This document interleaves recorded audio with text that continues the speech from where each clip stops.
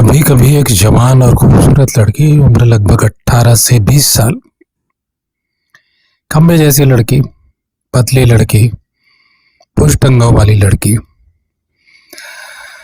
वो खड़ी हो और उसके सामने उसकी माँ, लगभग 40-42 साल की, वो भी खड़ी हो और उसकी पतली कमर, उसकी बड़ी बड़ी या विकसित या पुष्ट भरी पूरी छातियां पीछे घूम जाए तो साड़ी में कसे हुए पुष्ट कूल्हे नितंब, और उसी कसावट की उभारों में, उसकी चाल में, उसकी जांघों का, उसकी गोलाइयां, उसकी बड़ी बड़ी कजरारी आंखें, यदि पलक ऊपर उठाए तो दिए से जल जाए, पलक नीचे करे तो अंधेरा सा हो जाए, जिसका पलकें उठाना गिराना भी दिन और रात का बोध कराता हो। रस भरे गुलाबी होठ हो, नक्सिक तीखे नयन, नक्श नाक, सभ्यंग और कूल्हे से नीचे लहराते हुए बाल। जी हाँ, मैं वर्णन कर रहा हूं राखी गुलजार का, जिसका ये फिल्म में नाम है परमा।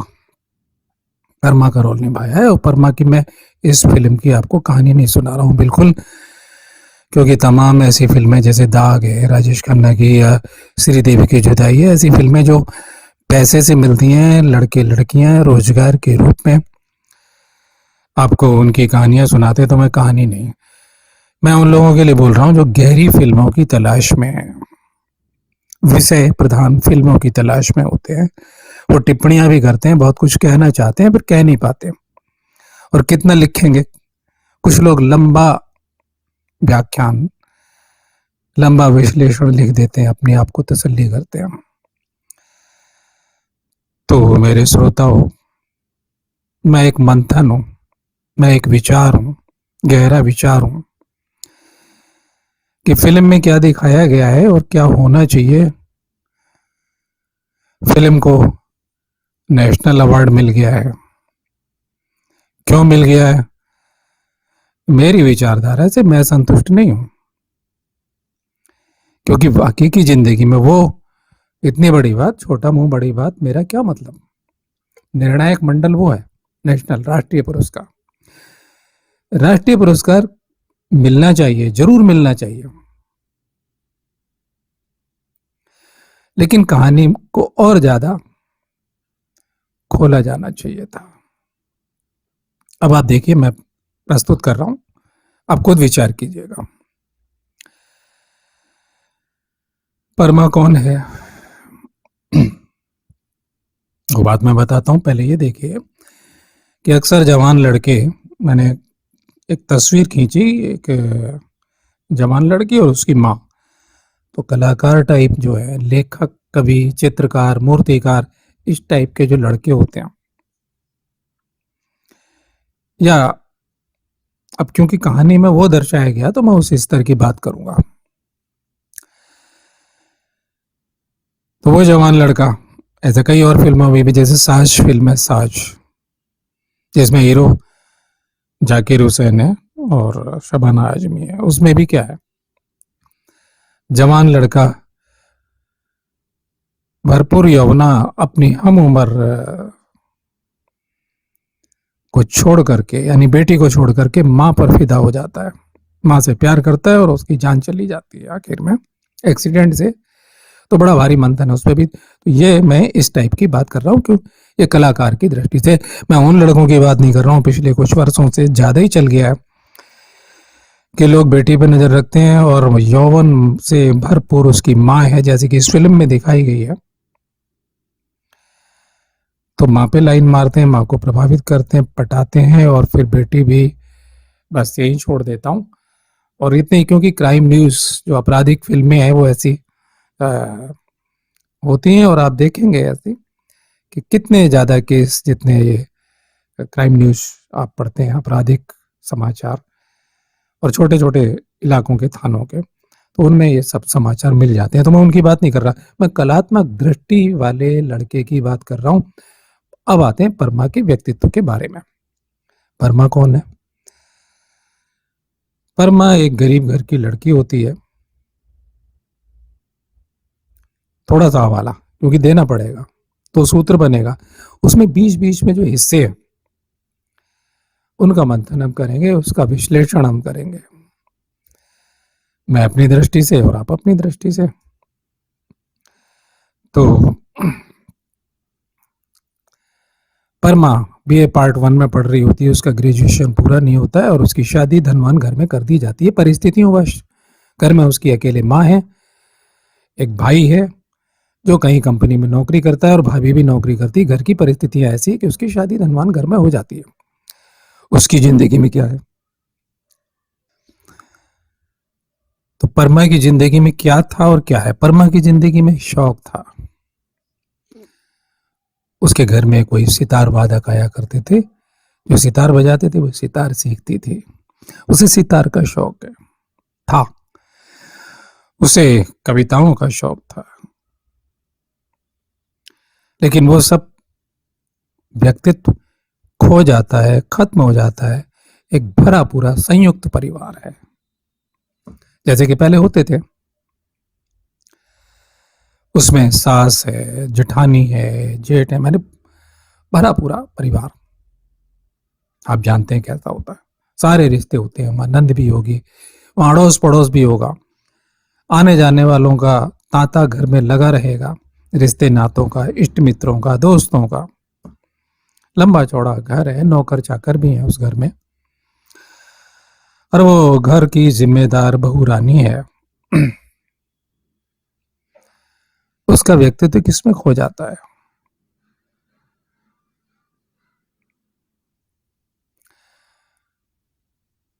उसका व्यक्तित्व खो जाता है घर के कामकाज में। सुबह से मशीन की तरह उसकी दिनचर्या शुरू होती है, जैसे दिखाया गया फिल्म में। फिल्म तो आप खुद देखेंगे, मैं कहानी नहीं सुनाऊंगा, बल्कि फिर से जो मुख्य मुख्य गहरे हिस्से हैं जिनको एक्सप्लेन किया जाना चाहिए, जिनको खोला जाना चाहिए कि आखिर ऐसा क्यों। तो ये नौकरों से काम कराना, खुद काम में लगे रहना, हर चीज को बारीकी से व्यवस्थित करना, और रात को पति की सेज पर नाइटी गाउन पहन के और समर्पित हो जाना। बड़ी बेटी मैंने बता दी कि कितनी उम्र की, 18-20 साल की, और उसे छोटे 2 बच्चे और हैं, पढ़ने वाले हैं, और एक जेठ का लड़का है जिसका नाम वो मान लिया जाए कि 24-25 साल जो दिखता है, 22-24 साल, 25 साल, 24 साल, 22 साल, लेकिन उसका दोस्त है अबाउट 24-25 साल। और उसके घर में उसका दोस्त आता है। दोस्त कौन है? बुबू, घरेलू नाम बुबू। जैसे उसके छोटे बेटे का नाम है टूटू, तो जेठ के लड़के का नाम है बुबू, और उसका जो दोस्त है उसका नाम है राहुल राय, जो कि एक अंतरराष्ट्रीय अंतरराष्ट्रीय पत्रिका, इंटरनेशनल मैगजीन का फोटोग्राफर है, और वो दुनिया के विभिन्न हिस्सों में जाता है, युद्ध के फोटो खींचता है, आदिवासियों के फोटो खींचता है, सेक्सी फोटो भी खींचता है, सब तरह के फोटोग्राफियां जो विभिन्न प्रकार के जीवन के पहलू हैं, खंडरों के फोटो, ऐतिहासिक फोटो, झरने, प्रकृति चित्रण, सब कुछ। जहां कुछ दुनिया में विशेष है, वो एजेंसी है, पत्रिका की एजेंसी है, और उसकी तरफ से वो जाता है, अच्छा कमा रहा है, और उसे सब सुविधाएं मिली हुई हैं, ऐसा इसमें दिखाया गया है। बहुत उस टाइम के उन्नत कैमरे और प्रोजेक्टर उसके पास हैं, और साधन जो उस टाइम छतरियां चलती हैं लाइट डालने वाली, सारे साधनों से युक्त है वो, और वो लेके इस समय वो भारत में फोटोग्राफी करने आया हुआ है, और अपने दोस्त भूभू के यहाँ ठहरा हुआ है, यानी इस परिवार में वो ठहर जाता है परमा के घर में। और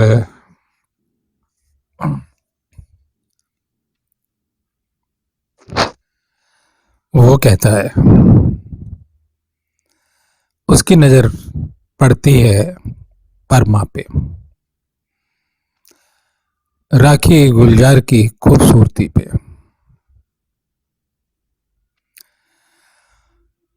वो पूरी की पूरी बहुरानी है घर की, जैसे पुरानी बहुरानियां होती हैं। उनकी जिंदगी में इस मशीनी जिंदगी के अलावा कुछ नहीं होता। धीरे धीरे वो बूढ़ी हो जाती हैं और एक दिन चली जाती है दुनिया से। बिल्कुल वो लड़का हसरत भरी नजरों से विभिन्न कोणों से उसे देखता है और वो कहता है, परिवार में बात रखता है, अनुमति ले लेता है कि मुझे ये जो आंटी है उसकी, यानी कि परमा के फोटो लेने के लिए वो अनुमति प्राप्त कर लेता है। वो बहुत गहरी नजरों से, हर एंगल से पहले देखता है उसे, यानी अगर बाल लहराएं तो ऐसे वैसे वो काम करती रहती है। वो कहता है, मुझे भारतीय गृहिणी की तस्वीर छापनी है, चाहिए। तो घर वालों को कोई ऐतराज भी नहीं होता। वो समर्पित बहू है, उसके बारे में कोई दूसरी बात सोची नहीं जा सकती।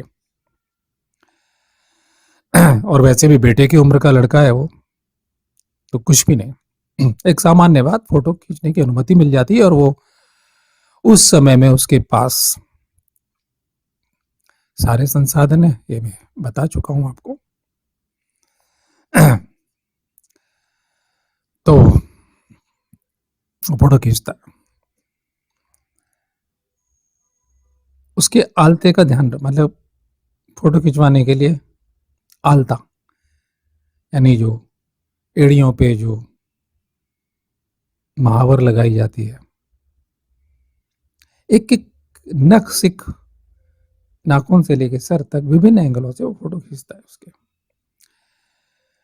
वो उब जाती है और चाहती नहीं है कि आगे फोटोग्राफी हो, लेकिन वो फिर आगे अनुमति ले लेता है और सासू माँ से वो कहती है कि मैं जाना नहीं चाहती, लेकिन सासू माँ कहती है, हो वो लड़का आया हुआ है और क्या सोचेगा, आप चले जाइए। और वो बस आउटडोर शूटिंग, यानी आउटडोर फोटोग्राफी की इजाजत मिल जाती है उसे। वो दोनों कार में बैठ करके, उसके घर में कार है परमा के घर में, और कार में बैठ करके वो काली मंदिर जाते हैं। और काली मंदिर से लौटते समय, क्योंकि फोटोग्राफर है, उसके पूर्वज यानी बाप दादे यही कलकत्ता के एक हिस्से के, या तो पूर्वी कलकत्ता जो मेरी याद में आता है, या आप ठीक कर लेना जिन लोगों ने फिल्म देखी है। और ये फिल्म उन लोगों के लिए जिन्होंने फिल्म देख ली, और भाई नहीं देखी हो और विषय प्रधान गहरी फिल्मों को आप देखते हैं तो फिल्म आपके मतलब की है। जिंदगी की हकीकत, सिसकती, रोती, दम तोड़ती, जीना चाहती, जीने की चाहत से भरी हुई, और मौत को गले लगाती, परिस्थितियों बस अपने व्यक्तित्व को तलाश करती और परिस्थितियों बस परिस्थितियों में खो जाती। ये सारा मंथन है इस फिल्म के अंदर। आप अभिभूत हो जाएंगे और सोचने के लिए मजबूर हो जाएंगे। मैं तो दृश्य दिखा रहा हूं आपको जिन पर की गहरी चर्चा होनी चाहिए। मैं अपने विचार से उसे खोल रहा हूं। और वापसी में अब कैमरा मैन है वो, तो उसे पता है कि ये एक वीरान बिल्डिंग के पास सड़क किनारे गाड़ी रुकवा देता है ड्राइवर से, और तो परमा को लेकर के ऊपर चढ़ता है। खतरनाक जगह है, गिरने का डर है, कहीं काफी ऊंचाई पे वो सीढ़ियां चढ़ते हैं और एक ऊंची वीरान खंडर ऊंचाई वाला, उसकी छत पे वो पहुंच जाते हैं। वहां से कलकत्ता शहर को दिखाता है। और वो पहली बार, यानी कि घर में कैद रहती है। वो तो घर में कमरों में अपनी जिंदगी खो चुकी है, बहुत दिन बाद इतनी ऊंचाई से कि कलकत्ता शहर ये मेरा शहर है। उसके बाद वो कैमरे से दिखाता है, कैमरे से हर एक दृश्य दूर दूर के साफ साफ दिखते हैं। बरबस राखी गुलजार यानी कि परमा के मुंह से एक कविता फूटती है। वो कविता आप सुन लो, मेरे कहने से तो अच्छा नहीं लगेगा, वो उसके मुंह से ही अच्छी लगती है, परमा के मुंह से यानी राखी गुलजार के मुंह से।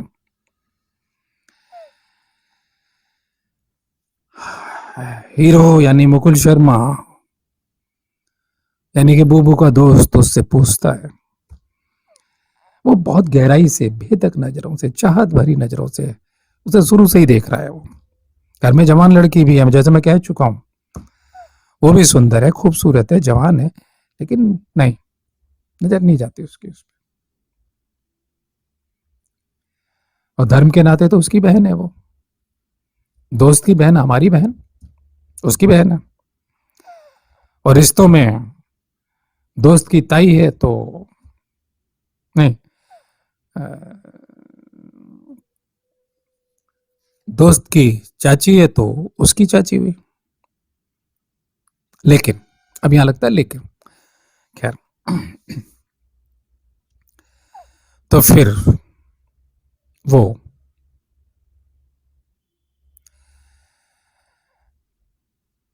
पूछता है कि ये कविता आपकी है? वो कहती धत, प्रेमेंद्र मित्र की,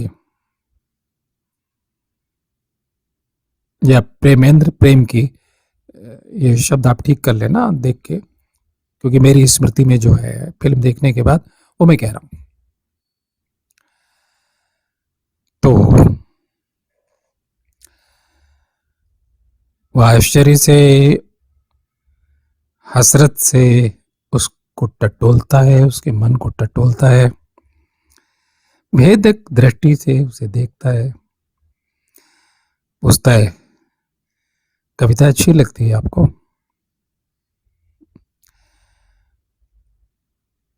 उसके होठों से फूटता है, शून्य में देखती है, आंखें उदास हो जाती हैं, छलक आती है। परमा के होठों से फूटता है, मुझे क्या अच्छा लगता है और क्या नहीं, इसकी किसको परवाह। आंखें भीग आती हैं और उसे याद आता है, कहती चलो हो गया, चलें, क्योंकि घर के काम काज है। खैर, वो पूछता है कि आप कहाँ की रहने वाली हो, तो पता लगता है, नीचे उतर के आ जाते हैं।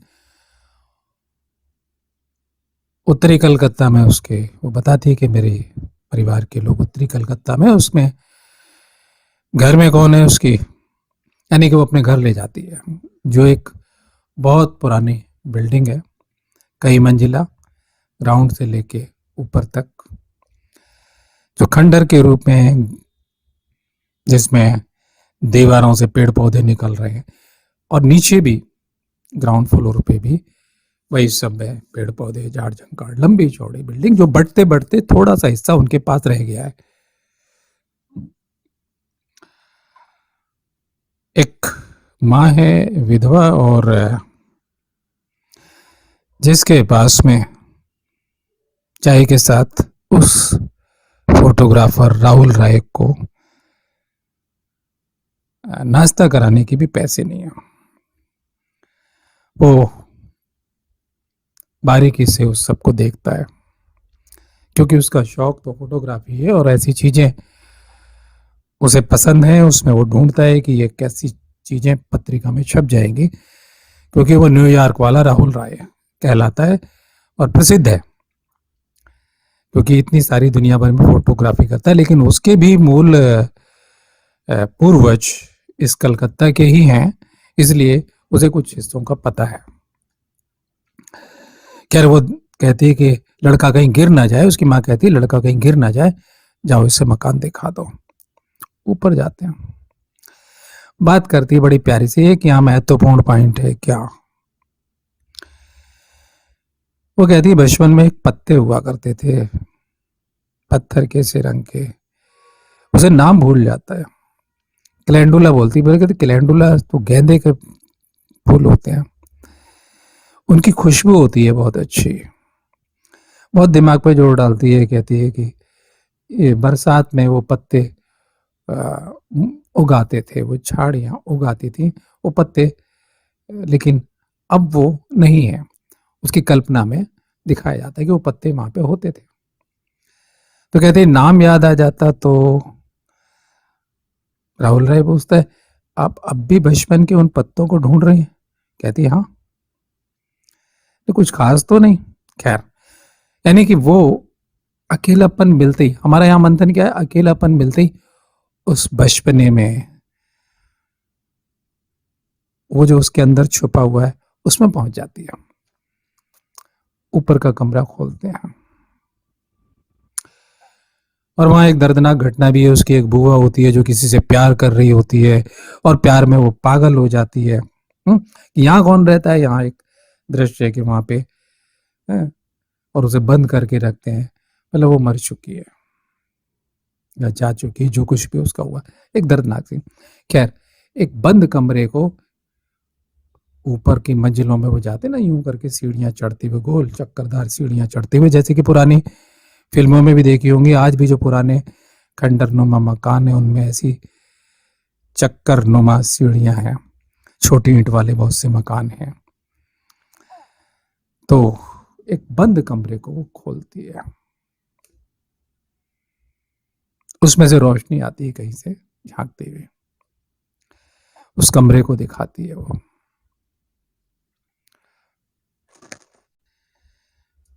सबसे महत्वपूर्ण घटना पूरी फिल्म की जिसका जन्म होता है वो यही है। अचानक से एक कबूतर फड़फड़ाता हुआ, अब पुराना मकान है, कबूतर तो ऐसी वीरान जगहों में होते ही, वो फड़फड़ाता है और परमा, राखी और परमा डर करके, घबरा करके एकदम से उसकी छाती से चिपक जाती है। हीरो मुकुल के अपने जेठ के बेटे के दोस्त की छाती से चिपक जाती है और ये सब इतनी जल्दी हड़बड़ाहट में होता है। दोबारा फड़फड़ाते हैं तो वो दोनों एक दूसरे की बाहों में कस लेते हैं एक दूसरे को। बस यहीं से इसको क्या कहा जाए, यहां से पूरी फिल्म की कहानी का जन्म हो जाता है। कहानी का जन्म अगर यह माना जाए कि उसे एक जवान शरीर का, लड़का तो है ही है, लड़का तो देख रहा है, लड़का लौट सकता है वापस, लड़का देख भी रहा है, चाह भी रहा है, सब कुछ कर रहा है, लेकिन मर्यादा में है, उसके देखने का अंदाज है। बस वो बर्दाश्त, कुछ मर्यादाएं नहीं तोड़ रहा वो, लेकिन यहां एक दूसरे की बाहों में कस जाते हैं, सिमट जाते हैं, एक दूसरे के हाथ किस ढंग से चल रहे हैं वो आप देख लेंगे, सीधे के सीधे। और बस ये सिर्फ स्पर्श का मिलन है, और इसे ये कहा जाए कि जवान लड़के का प्रथम, भाई पति से कामेच्छा तो उसकी पूर्ण होती ही है, अक्सर हो रही है, घर में रोज शाम को दिखाया जाता है पति के साथ, वो पति उससे बिस्तर पे मिले या ना मिले, लेकिन मिलते हुए दिखाया जा रहा, और पति पत्नी मिलते हैं जैसे संभोग करते हैं, ये दिखाया जा रहा है कि दैनिक दिनचर्या में है इसके, ये दिखाया है जैसे आम लोग मिलते हैं, ये दिनचर्या है उसकी।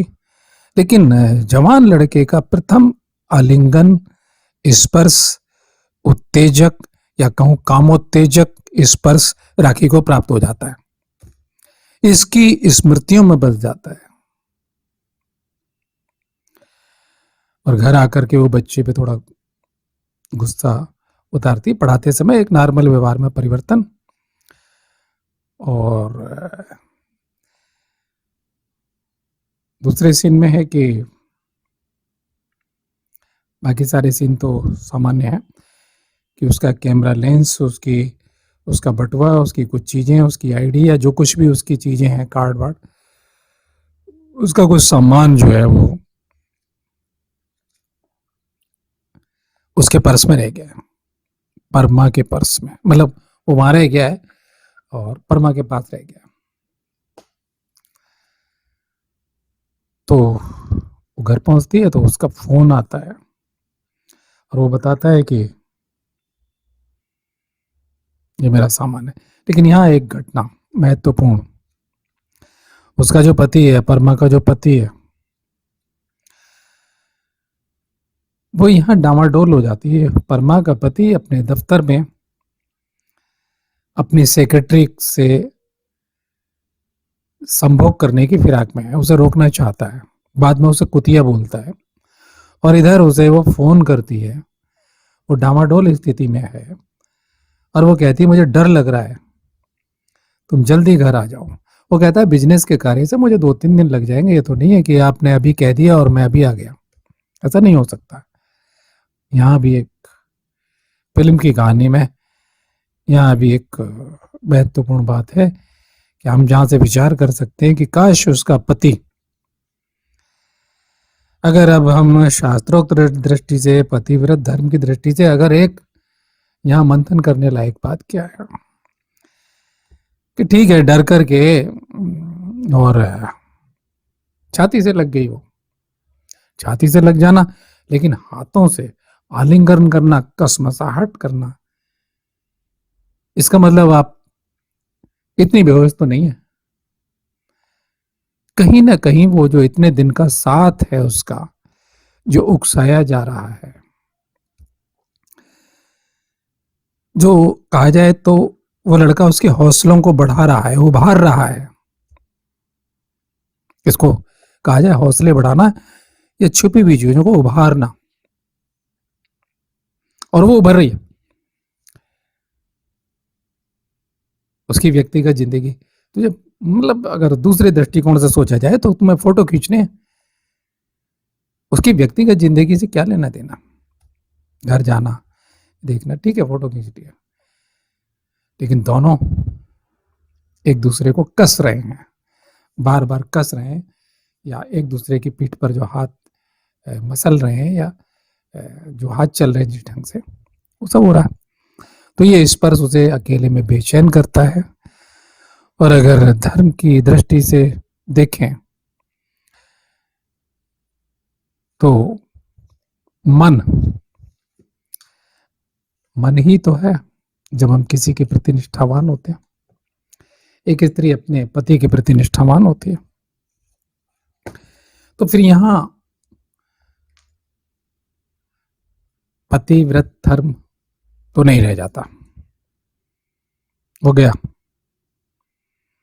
लेकिन मान लिया जाए कि इसे एक भूल समझते हुए, एक छोटी सी भूल समझते हुए, जहां घर गृहस्थी इतना बड़ा, वो घर की एक रीढ़ है, जैसे कोई बड़ी फैक्ट्री है, कारखाना, उसका एक पार्ट भी टूट जाए तो गरारियां चल रही हैं, पट्टे चल रहे हैं, सारा सिस्टम जुड़ा हुआ, तो एक भी सिस्टम टूट जाए तो वो सब रुक जाएगी। ठीक वो उस घर में एक महत्वपूर्ण रीढ़ है या महत्वपूर्ण हिस्सा है, महत्वपूर्ण वजूद है।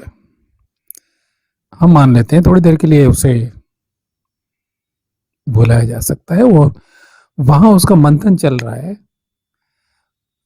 और वो कहती है अपने पति से कि मुझे डर लग रहा है। डर क्या है? वो अपर्णा सेन को प्रणाम करता हूं भाई, कि कहानी भी उसकी, अपर्णा सेन, कहानी भी उनकी, स्क्रीन प्ले, यानी स्क्रीन प्ले, पर्दे पर कैसे फिल्मांकन करना है, डायरेक्टर भी खुद ही हैं भाई, कमाल की हैं।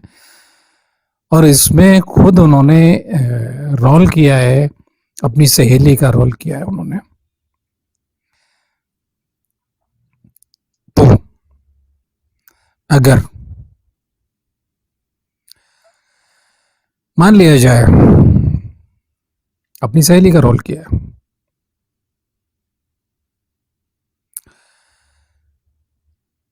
तो अगर उस टाइम इतनी जवान है अपर्णा सेन जी, मान लिया जाए उनकी 38 साल की उम्र उस समय रही हो, आज 2023 से अगर मैं जोड़ता हूं तो 38 साल पुरानी फिल्म है, और उस समय 38 साल की उनकी उम्र रही हो, तो इतनी कम उम्र में इतनी गहरी फिल्म और इतनी बारीकी।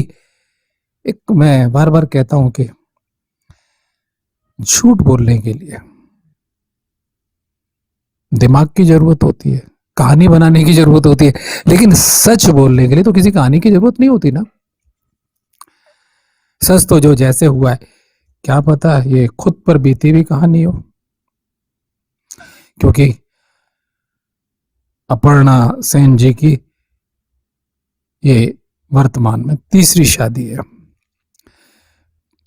पहली शादी असफल, दूसरी शादी असफल, दूसरा प्रेम विवाह भी असफल।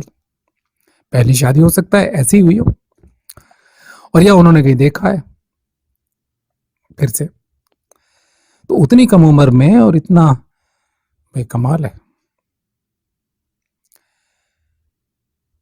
तो आज 76 साल की होनी चाहिए वो, आज तो अनुभवी है, लेकिन उस समय में ऐसी फिल्म बना देना, खैर तो पतिव्रत धर्म की दृष्टि से तो मान्य नहीं है। गया कि मन हमारे सपनों में कोई बसा हुआ, इसलिए शास्त्र क्या करता है, जितना हमारा धर्म शास्त्र है वो लड़की को, इसलिए स्वयंवर होते हैं, वो हिसाब किताब लगा के शादी नहीं करता कि लड़का कितना कमाता है, किस पद पे है, क्या है।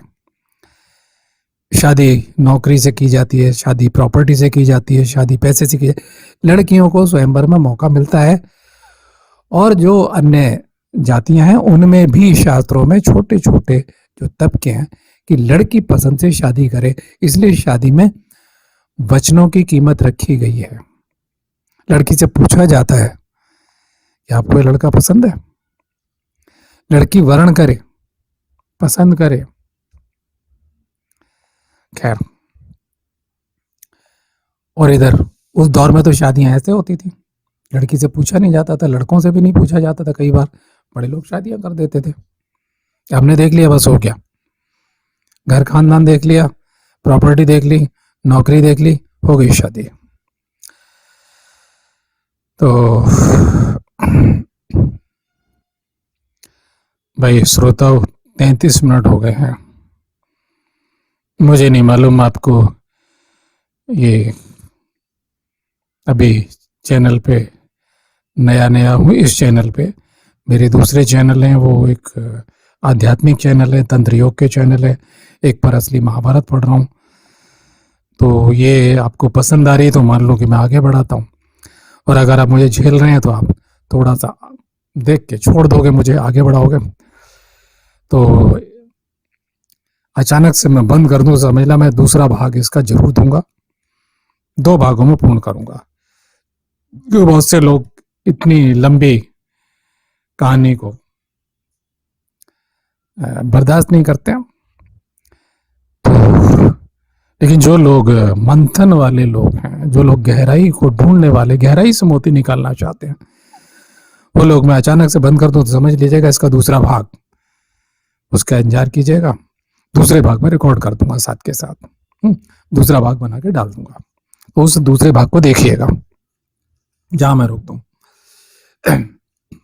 मैं ठीक ढंग से इसको रखना चाहता हूं, क्योंकि बहुत सी लड़कियों की जिंदगी, बहुत सी औरतों की जिंदगी आज भी इससे मिलती जुलती हो सकती है। कोई राहुल राय उनकी जिंदगी में हो सकता है, और ये शिक्षा लेने वाली भी कहानी है। लेकिन जिस ढंग से कहानी का एंड कर दिया गया है, मैं संतुष्ट नहीं हूँ। हो सकता है आप संतुष्ट ना हो, और बाकी लोग तो बहुत सारे दिमाग लगाते नहीं, फिल्म अच्छी थी और बात खत्म हो गई।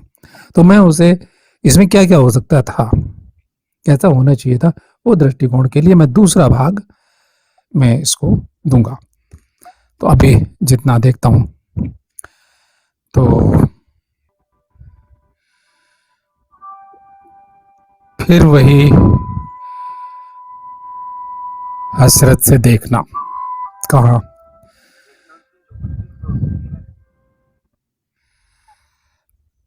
खैर सामान वापस करने जाती है और वो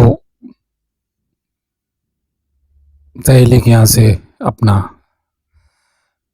सामान लेकर के चल देता है। एक बार पलटता है तो देखता है परमा हसरत भरी नजरों से उसे देख रही है।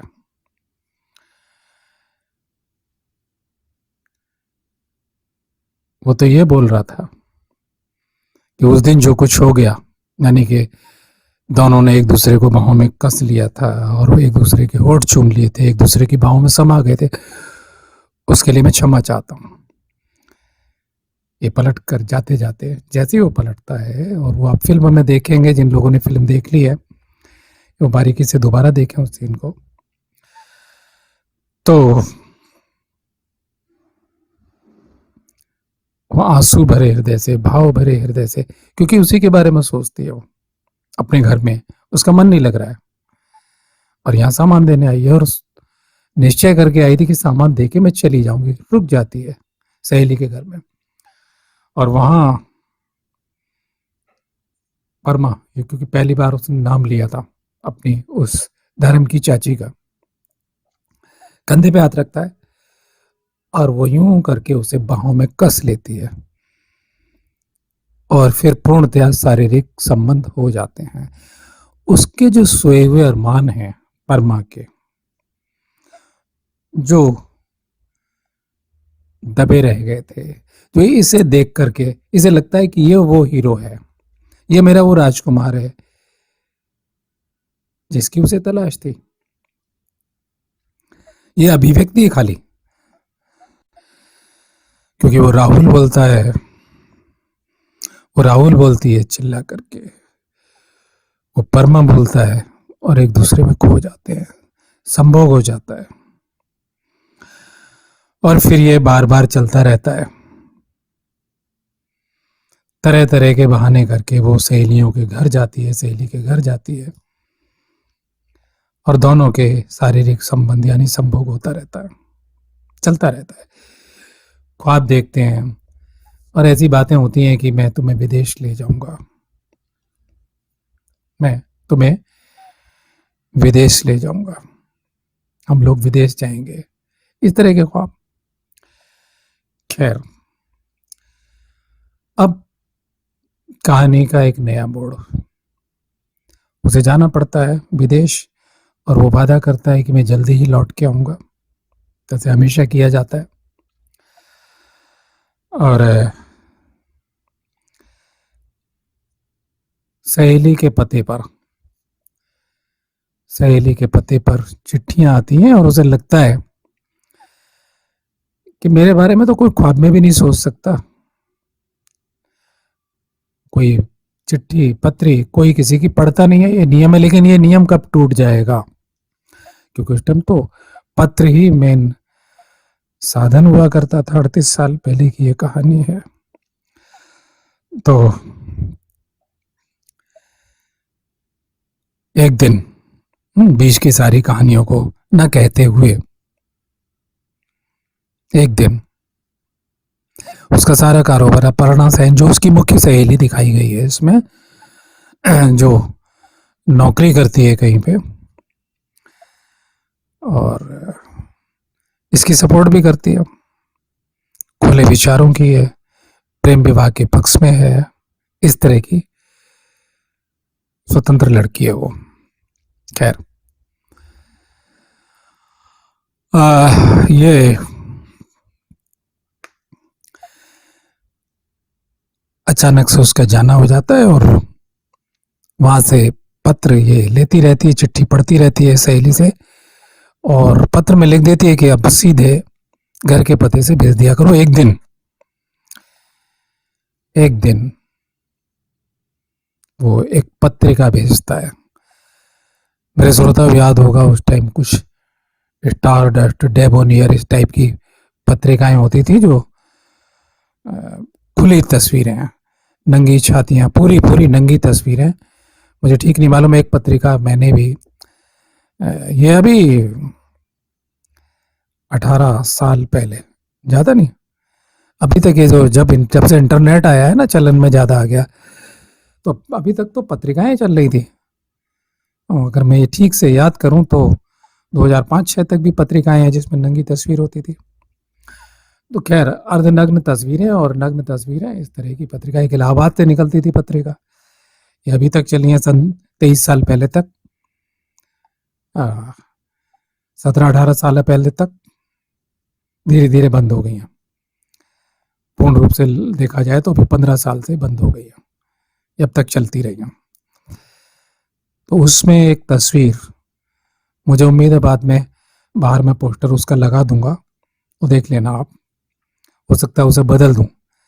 एक बार लगाऊंगा और मुझे लगा कि पसंद किया जा रहा है तो ठीक है, नहीं तो थंबनेल यानी कि वो पोस्टर मैं बदल दूंगा, बाहर का आवरण मैं बदल दूंगा फिर।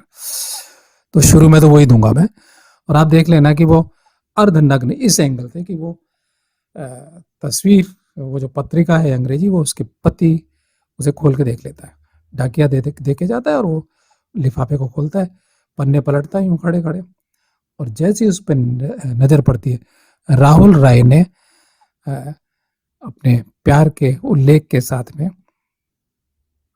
उसके परमा के नाम से नीचे अपने राहुल राय का प्यार यानी परमा को, वो पत्रिका बाहर पोस्टर में देख लेना क्या लिखा हुआ है थंबनेल में।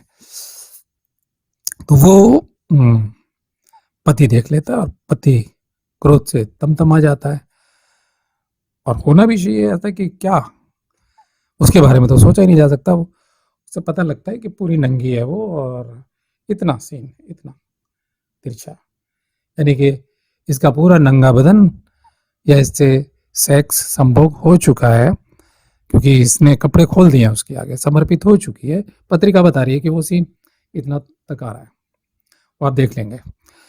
बस यहाँ से क्या होता है, और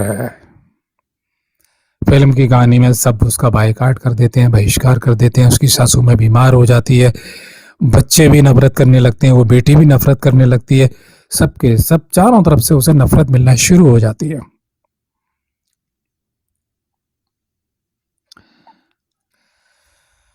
जब वो सबकी नफरत से घिर जाती है, अपने पति से जैसे अछूत बना देते हैं, तनख्वाह, नौकर, मतलब कुछ भी, घर में कुछ भी जो उसकी जिम्मेदारियां हैं, सब ने उसे अछूत बना दिया है, बहिष्कार हो गया है। वो अपने पति से पूछती, क्या तुमने कभी कोई गलती नहीं की? लेकिन हमारे भारतीय धर्म में पति की गलती के कोई मीनिंग नहीं होते हैं, उतने ही होते हैं जितने संतुलित किए जा सकें, उपद्रव ना हो सके। नारी को ही पतिव्रत धर्म का पालन करना होता है। मैंने पतिव्रत धर्म की व्याख्या अपने दूसरे चैनल में दी हुई है। एक होता है स्वभाव से, और यहां मैं ये कहना चाहता हूं,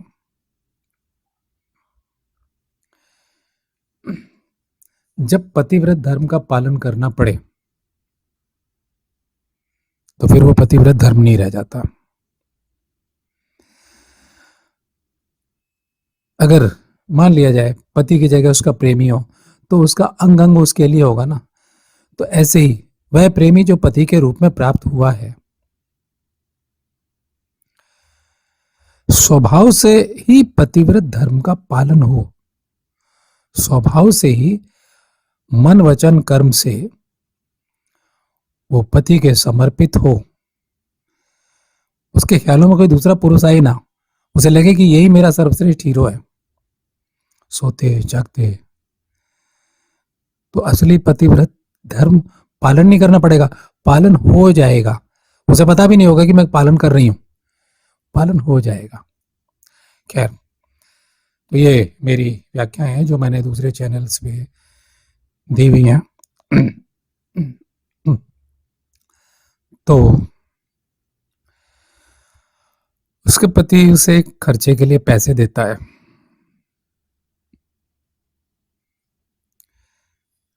और एक उपेक्षा से कि जैसे एक जिम्मेदारी है उसे उसकी जरूरतों के लिए।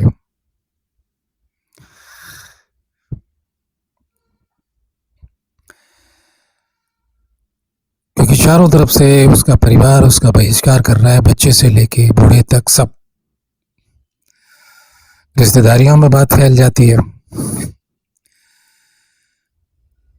जो परिवार की रिश्ते नाते की औरतें आती हैं, बिल्कुल सब में चर्चा हो जाती है पूरी की पूरी। यहाँ एक सबसे महत्वपूर्ण बात क्या है जिस पर हमें विचार करना है, वो ये कि उसका पति जब उसे खर्चे के लिए कहता है तो वो इनकार कर देती है और अपनी सहेली के पास आती है, उससे 600 रुपये मांगती है अपने खर्चे के लिए। सहेली यानी कि अपर्णा सेन, और उससे अपने प्यार का विचार विमर्श भी करती है।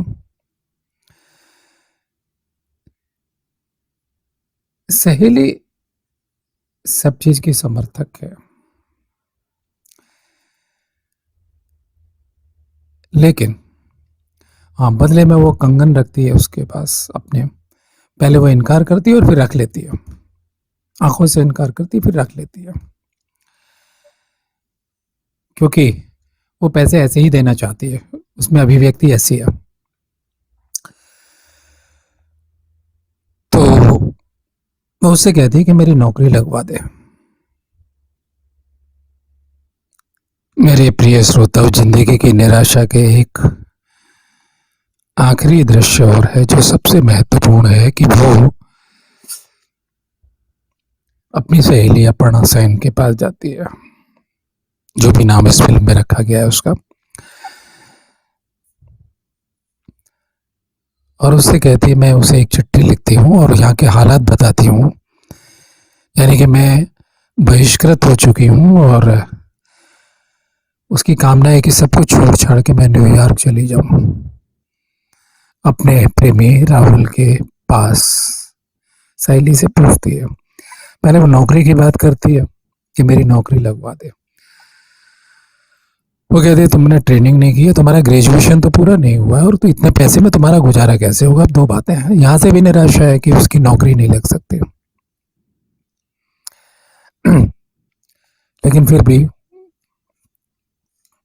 नौकरी की बात वो उसके दिमाग में डाल देती है, जिसके परिणाम आगे आएंगे। तो वो उसे बताती है कि कुछ दिन पहले बूबू यानी तुम्हारे जेठ का लड़का आया हुआ था और उसने एक कड़ी चिट्ठी उसने मुझे बताया, क्योंकि सब परिवारों में आना जाना, सहेली के यहाँ भी आना जाना, और उसने बताया कि भाई उसने एक कड़ी चिट्ठी उसे लिखी थी राहुल को, अपने दोस्त राहुल को। बदले में उसके एजेंट का जवाब आया, एजेंट जो पत्रिका का एजेंट है, कि राहुल न्यूयॉर्क में नहीं है और वो कहाँ है अभी पता नहीं है, किस देश में है, क्योंकि दुनिया भर में फोटोग्राफी के लिए घूमता फिरता है। ऐसा इस कहानी में पहले बताया जा चुका है और मैं भी बता चुका हूं। तो मेरे श्रोताओं, कहानी आगे बढ़ रही है, देखते हैं कोई रुचि लेगा तो मुझे झेलेगा, नहीं तो नहीं चलेगी, कोई बात नहीं, मुझे नहीं सुनेगा। तो लेकिन मुझे लगता है कि मुझे अपना वक्तव्य पूरा करना चाहिए बजाय दूसरे भाग के। कोशिश करता हूं कि ना बनाना पड़े। तो निराश होके लौटती है कि कोई फायदा नहीं है कि उससे संपर्क हो पाएगा, और वो याद करती कहती उस पे उसे दोष नहीं देती वो, क्योंकि खुद भी भागीदार है। वापस कार में लौटती है तो वो देखती है मोहल्ले के बाहर एक पगली है जिसे पागल खाने के डॉक्टर नर्सें सब पकड़ रहे हैं। एक निराशा और घेर लेती है, यानी नौकरी भी नहीं लगती, प्रेमी भी नहीं ले जा सकता, और परिवार में जहां वो रानी बन के रहती थी, जो भी स्थिति है जहां, और अब यह हालात हो गई, हर तरफ व्यंग, ताने, सवाल और अपमान, नजरों से गिर जाना, ये सब है। इससे पहले एक प्रसंग में अंग्रेजी शब्द होर माने रंडी, उसका पति कहता है अब से टूटू को मैं पढ़ाऊंगा, यानी जो छोटा बच्चा है जिसे वो पढ़ाया करती थी, वो कहता हमसे मैं पढ़ाऊंगा, ऐसा ताना मारता है और बहुत कस के बुरा मुंह बना करके कहता है कि मेरे बच्चे को एक रंडी पढ़ाए, ये नहीं मैं बर्दाश्त कर सकता। उसका अर्थ ये है, अंग्रेजी में वो बोलता है। तो इन हालात में वो निराश होकर के, और जब घर के बाहर वो सीन देखती है, गाड़ी से उतरती है, घर में जाती है, और फिर एक और सीन पे हम आते हैं।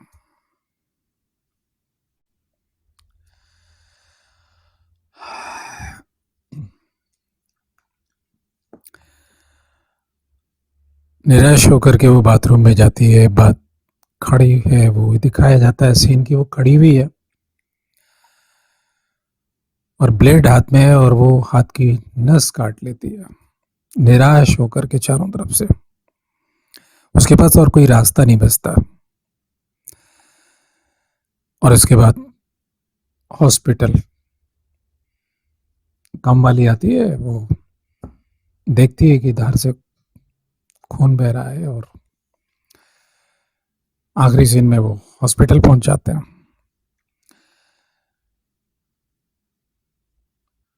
वो खड़ी हुई है और जब तक उसके शरीर का खून सारा नहीं गिर जाता, खड़े व्यक्ति का जल्दी गिरेगा, तो वो पीछे गिरती है, यानी सर के पीछे हिस्से में उसके चोट लग जाती है, और उसमें पिछला हिस्सा जो कि सर का बहुत नाजुक होता है और उसमें टांके लगाने पड़ते हैं, डॉक्टर को ऑपरेशन करना है, और ये भी कह रहे हैं कि शायद ऑपरेशन ना करना पड़े, सर के बाल सारे काट देते हैं उसके, ऐसा बोलते हैं कि भाई एक्सरे देखते हैं वगैरह वगैरह, इस तरह की बातें करते हैं वो। और इसके बाद पता लगता है, डॉक्टर कहता है कि उसे आराम है। कहानी यहाँ पहुंच जाती है कि वो स्वस्थ हो रही है, और उससे उसका पति, उसके बच्चे, उसके रिश्ते नाते के लोग, बाकी सारे लोग तरह तरह से पूछते हैं, लेकिन वो शून्य में देखती रहती है, खामोश रहती है। डॉक्टर उससे कहता है, उसके लिए डॉक्टर पूछता है क्या किसी से, उसकी नर्स रखी हुई होती है और वो पूछती है कि क्या आपका किसी से भी मिलने को मन नहीं करता। किसी के भी सवालों के वो जवाब नहीं देती है, केवल जो उसकी सहेली है वो बताती है कि मैं तेरी नौकरी की कोशिश कर रही हूँ। अपर्णा सेन 2 जगह नौकरी बताती है वो, केवल उसके सामने थोड़े से होठ खोलती है वो कि मुझे मैगजीन चाहिए। वो कहती लाई हूँ, लिखने के लिए कुछ चाहिए, कहती वो भी देती हूँ, और वो उस अस्पताल का सारा हाल समाचार लिखती है कि कैसे कैसे मेरा इलाज हो रहा है और क्या क्या मुझे यहाँ सुविधा मिली हुई है, डायरी में लिखती है वो। और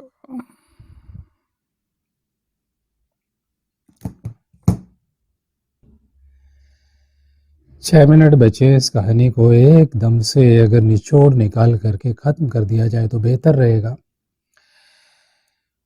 ऑपरेशन के बाद उससे कहते हैं ऑपरेशन की ज़रूरत नहीं पड़ती है, टाँके लग जाते हैं, सफिशिएंट होते हैं, और वो डॉक्टर उससे बार बार कहता है सारे लोग कि तुम्हारे अंदर अपराध बोध है, इसलिए कुछ दिन तक आपको मानसिक चिकित्सा करवानी पड़ेगी। यानी तुम्हारे अंदर, डॉक्टर कहता है, जो उन लोगों की सारे रिश्तेदार, जो घर परिवार के लोग हैं, कि आपको कुछ दिन मानसिक चिकित्सा करवानी पड़ेगी। तो वो चारों तरफ एक नज़र उन सब की तरफ देखती है, कहती मुझे कोई अपराध बोध नहीं है, मैंने कोई गलती नहीं की है अंदर से। दूसरी बात, इससे उन सबके चेहरे उतर जाते हैं। दूसरी बात, उसकी सहेली उसके लिए ऑफर लाई हुई है, मैं जल्दी से एंड कर रहा हूँ कहानी का। ये जब चले जाते हैं, अकेले में मिलती है वो, तो 600 रुपये महीने की नौकरी उसके लिए ऑफर लाई हुई होती है कि खादी ग्रामोद्योग भवन कलकत्ता में वो साड़ियाँ दिखाएगी या कपड़े दिखाएगी, और 38 साल पुराने 600 रुपये हैं ये उस समय के तत्कालीन, जिससे गुजारा हो सकता है, उसका ठीक ठाक गुजारा हो सकता है अकेली जान का। तो ये ऑफर लाई हुई है, लेकिन वो ये बात अपने मन की कहती है अपने परिवार के सामने। पति कहता है नहीं, तुम मेरी बीवी हो, वो बच्चों की माँ, और ये सब लोग उसको कहते हैं। कहानी का एंड ये कहता है, कहानी के अंत में ये होता है कि सारे लोग उसे स्वीकार कर लेते हैं और दोबारा वो घर में आ जाती है, ये दिखाया गया। इधर वो जो कहती है कि मुझे वो जो पत्ते हैं, उसकी आत्मा में आत्मबोध क्यों से, जो अपराध बोध क्यों नहीं होता, उसे वो पत्ते याद आ जाते हैं। गमला देखती है अचानक से, और उसके होठों से फूटता है, परमा के मुंह से, राखी गुलजार के मुंह से, कि एनफोबिया नाम का पत्ता है, कृष्ण पल्लवी। उसे बचपन के वो पत्ते याद आ जाते हैं, उनका नाम, कि कैलेंडुला नहीं है उसका नाम। यानी कि वो उस अपराध बोध से ग्रस्त नहीं, जैसी वो कहती तो सबके चेहरे उतर जाते हैं। कहानी का एंड क्या है? एंड ये है, परिवार में आ जाती है, और लोग शायद इस वजह से बार बार उससे कहा जाता है कि तुमने गलती की है, तो सुबह का भूला भूला नहीं होता, इस तरह के उदाहरण दे रहे हैं। उसकी आत्मा स्वीकार ही नहीं कर रही है मेरी, मैंने कोई गलती की है। और अगर आत्मा स्वीकार ना करे मैंने गलती की है, और लोगों के चेहरे उतर रहे हैं, ये बड़ी गंभीर बात है, देखने लायक बात है।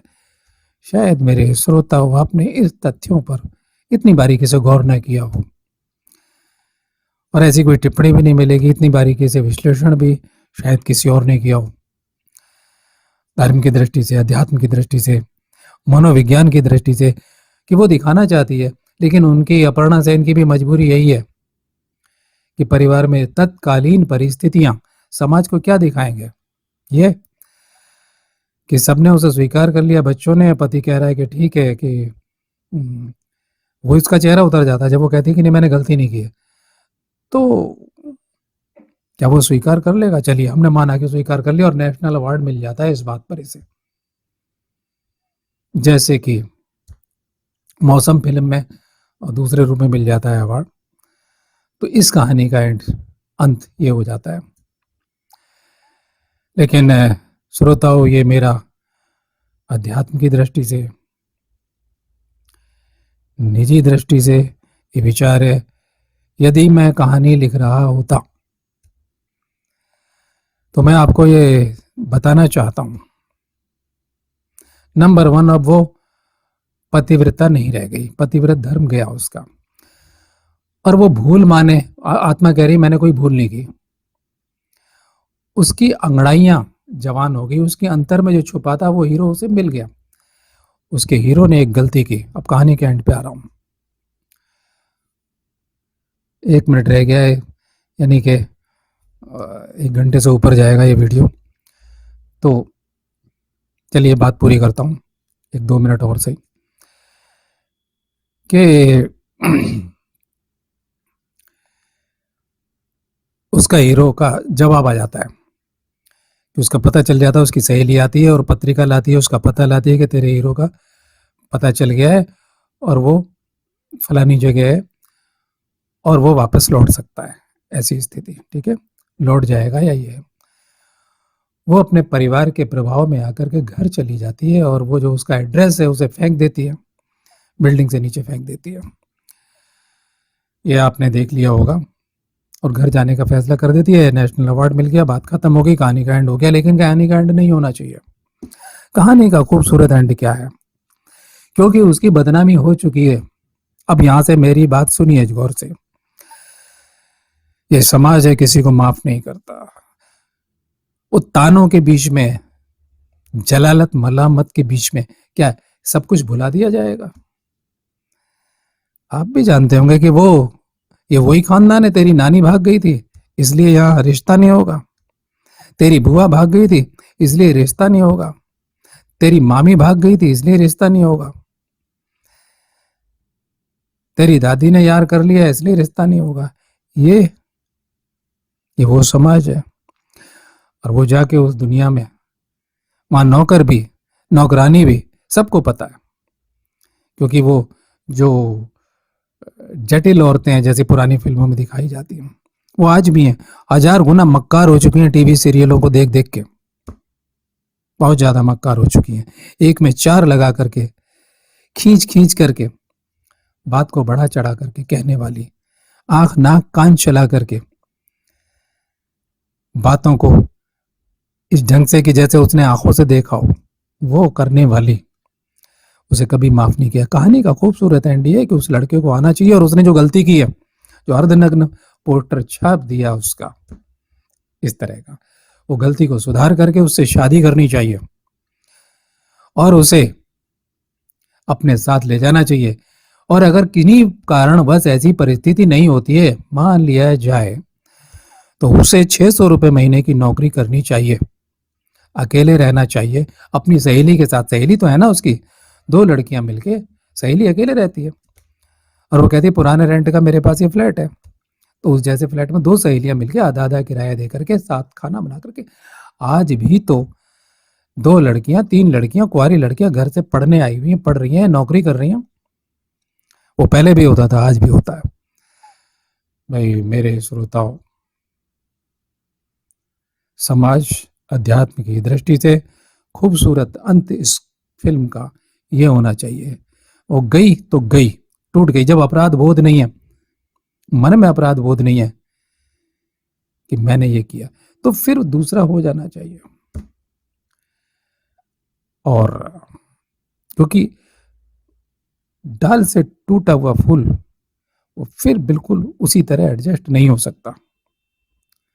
वो फिर जटिलताएं, आगे की कहानी तो दिखाई नहीं। नेशनल अवार्ड के बाद बात खत्म हो गई। फिर भी अपर्णा सेन जी को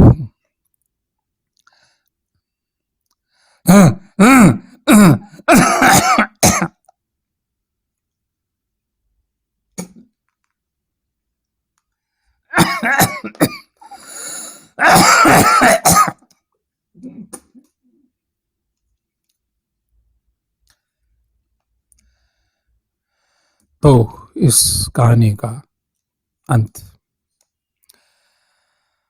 अपर्णा सेन जी को धन्यवाद करते हुए, उनकी कम उम्र को प्रणाम करते हुए, कि मात्र 38 साल की उम्र में इतनी गंभीर फिल्म, और वो राहुल कह के चिल्लाना उनका नींद में, परमा का, राखी गुलजार का, उसका रोम रोम पुकारता है उसके लिए। तो गजब। तो भाई ये मेरा दृष्टिकोण है, आपका अपना दृष्टिकोण है। मेरा दृष्टिकोण मान्य नहीं है, ये तो मैंने विचार रखा आपका। लेकिन कुछ थोड़े से लोग, 10, 5, 15, 20 लोग भी हो सकता है वो इस फिल्म के बारे में चिंतन करते हैं और उन्हें मेरा चिंतन पसंद आ जाए, तो मैं समझूंगा कि मेरा ये प्रयास सार्थक है। मुझे बताइएगा मेरे प्रिय श्रोताओं। ओम तत्सत। और मेरे दूसरे चैनल भी हैं, असली संपूर्ण महाभारत घनश्याम वत्स, और मैं पंडित घनश्याम वत्स।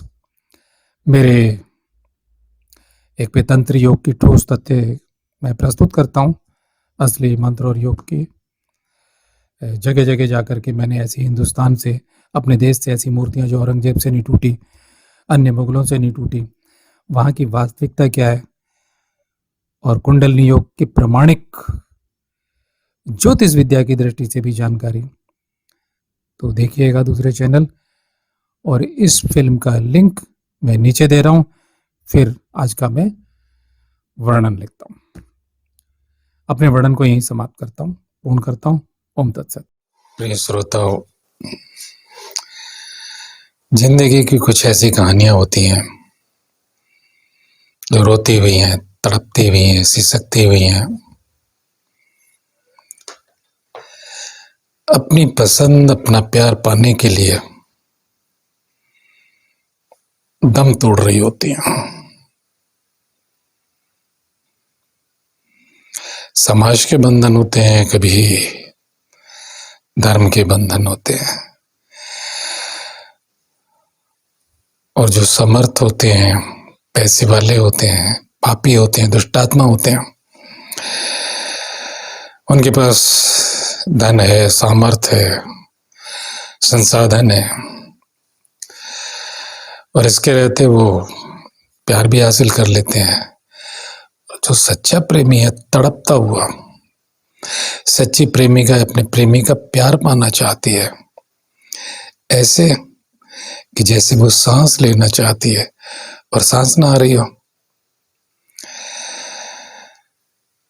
इन पे फिल्में भी बनी है, और जहां धर्म की बात कही गई है, डायरेक्टर ने, कहानीकार ने बहुत गलत ढंग से प्रस्तुतिकरण किया है और कहानी को तोड़ मरोड़ दिया है। एक ऐसी छाप, एक ऐसा गलत संदेश समाज में जाता है कि दुष्टात्माओं की, सामर्थ्यवानों की, बस इन्हीं की जीत होगी, सब कुछ इन्हीं के लिए। तो ऐसी कुछ दम तोड़ती, सिसकती कहानियां, ऐसी फिल्में, इनका विश्लेषण और क्या होना चाहिए, ये मैं आपके लिए लाया हूं। यदि मेरी ये कहानी, मेरा प्रस्तुतिकरण आपको पसंद आया हो तो मेरा ये विज्ञापन है, आप मेरे इस नए चैनल को सब्सक्राइब कीजिए। शुभकामनाएं।